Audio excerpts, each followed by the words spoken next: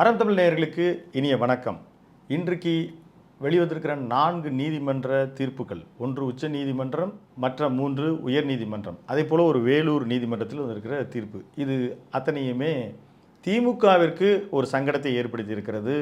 குறிப்பாக அமைச்சர் செந்தில் பாலாஜி அவருடைய துறை ரெண்டுக்குமே சிக்கலாக இருக்கிறது. செந்தில் பாலாஜிக்கு வேறு வழி இல்லை, அவர் பதவி விலகல் செய்ய வேண்டும். என்ன நடந்தது என்று பார்ப்போம் வாருங்கள், இது செய்திக்கு பின்னால்.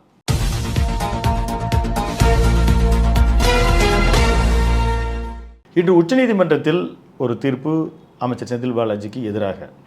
அதாவது, உங்களுக்கு ஜாமீன் வேணுமா, அமைச்சர் பதவி வேணுமா? உங்களுக்கு நாங்கள் கொடுத்த ஜாமீன் என்பது உங்களுடைய மெரிட் அடிப்படையில் கொடுக்கப்படவில்லை. உங்களுடைய ஒரு ஆர்டிக்கல் 21 அப்படின்றது ஒரு அடிப்படை உரிமை அங்கே மீறப்படுகிறது. அதாவது, உங்கள் மீது வழக்கு பதியாமலேயே நீண்ட நாட்கள் நீங்கள் சிறையில் இருக்கிறீர்கள். அந்த அடிப்படையில் உங்களுக்கு ஜாமீன் கொடுக்கப்பட்டிருக்கிறது. நீங்கள் போய் அமைச்சர் பதவி ஏற்றுக்கிறதுக்கு நாங்கள் உங்களுக்கு பர்மிஷன் தரல அப்படின்றத இவ்வளோ நாளுக்கு அப்புறம், இது செப்டம்பர்லேயே நடந்தது. கிட்டத்தட்ட அவர் ஒரு 6 மாதமாக அமைச்சராக இருந்து கொண்டு வருகிறார். அதிலும் அவருடைய தம்பி அசோக்குமார் மீது தேடப்படுகிற குற்றவாளியாக இருந்து அவர் தற்பொழுது சரணடைந்திருக்கிறார். இத்தனை நீண்ட நாட்களுக்கு பிறகு உச்சநீதிமன்றம் இன்றைக்கு ஒரு கடுமை காட்டியிருக்கிறது அமைச்சர் செந்தில் பாலாஜியின் மீது.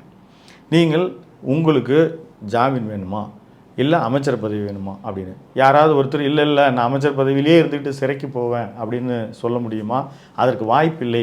எனவே செந்தில் பாலாஜி வேறு வழி இல்லை, பதவி விலக வேண்டிய கட்டாயத்தில் இருக்கிறார். அதே போல் செந்தில் பாலாஜி அவர்கள் வகித்து வரக்கூடிய மதுவிலக்கு மற்றும் ஆய தீர்வை துறை, அதற்கு எதிராக ஒரு தீர்ப்பு வந்திருக்கிறது. அதாவது, கடந்த மாதத்தில் அமலாக்கத்துறை ஏற்கனவே பதியப்பட்டிருக்கிற மதுவிலக்கில் அங்கு நடந்திருக்கக்கூடிய கொள்முதல் தொடர்பான, விற்பனை தொடர்பாக பல்வேறு தவறுகளின் மீது தமிழ்நாடு லஞ்ச ஒழிப்புத்துறை தான் அந்த வழக்குகளை பதிய பெற்றிருந்தாலும் அதன் மீது அமலாக்கத்துறை முதலாக டாஸ்மார்க்கில், கார்ப்பரேட் சோர்ஸில், மினிஸ்ட்ரியினுடைய ஃபைல்ஸ் எல்லாத்தையுமே அவங்க பார்த்தாங்க. அப்படி பார்க்கும் பொழுது பெண் தொழிலாளர்கள் இவங்களெல்லாம் நெடுநேரம் அவங்க காக்க வச்சுருந்தாங்க.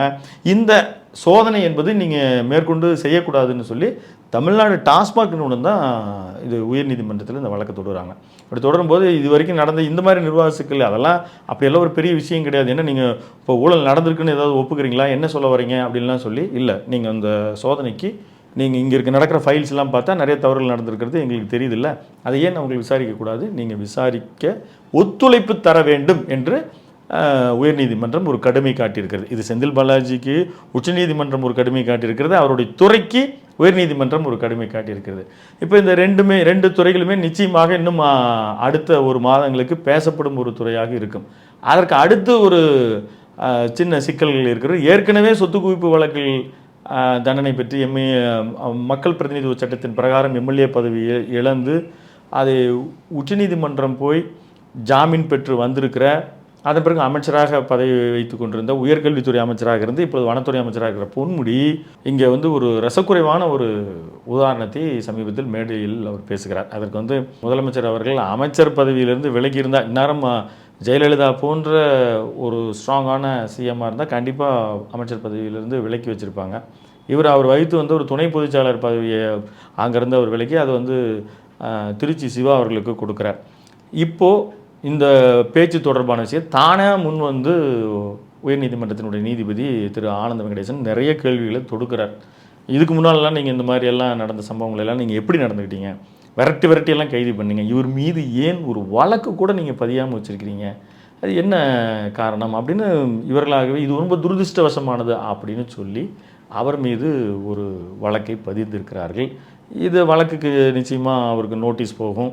இது அவரும் நீதிமன்றத்திற்கு போவார். இப்போது திமுகவினுடைய இன்னொரு அமைச்சரான திரு பொன்முடி அவர்களும் கவனம் பெறுகிறார். அதைத் தொடர்ந்து இப்பொழுது நீர்வளத்துறை அமைச்சராக இருக்கக்கூடிய திரு துரைமுருகன் அவர் மீது 1996 to 2001 திரு துரைமுருகன் அவர்கள் அமைச்சராக பதவி வகித்த பொழுது அவர் சொத்து குவிப்பு வழக்கு ஒன்று அவர் மீது இருக்குது. 3.92 கோடி, கிட்டத்தட்ட 4 கோடி ரூபாய் வருமானத்திற்கு மீதாக அவர் சொத்து குவித்தார் என்ற வழக்கு நடைபெற்று கொண்டிருந்த பொழுது மீண்டும் திமுக ஆட்சி 2006 வருகிறது. இப்போ 2008 இந்த வழக்கிலிருந்து அவர் விடுபடுகிறார்.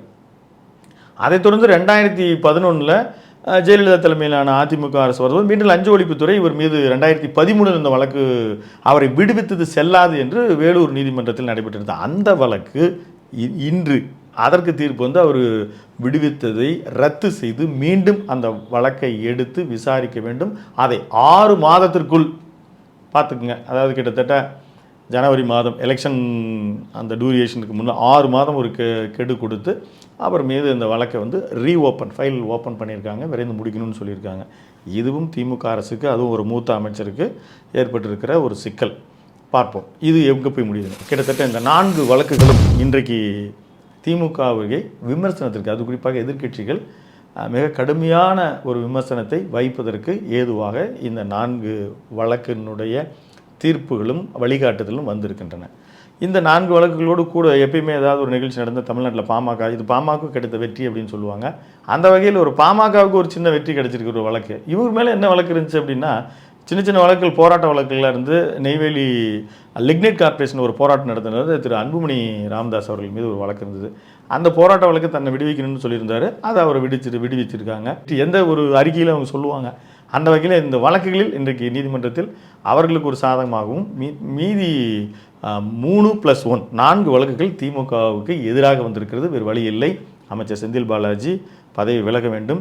அதைத் தொடர்ந்து திரு பொன்முடி அவர்களுக்கும் திரு துரைமுருகனுக்கும் சிக்கல்கள் காத்திருக்கின்றன. மீண்டும் இந்த வழக்கு நிலவரம் எப்படி செல்கிறது என்று பார்ப்போம். மீண்டும் ஒரு செய்திக்கு பின்னால் சந்திப்போம். நன்றி, வணக்கம்.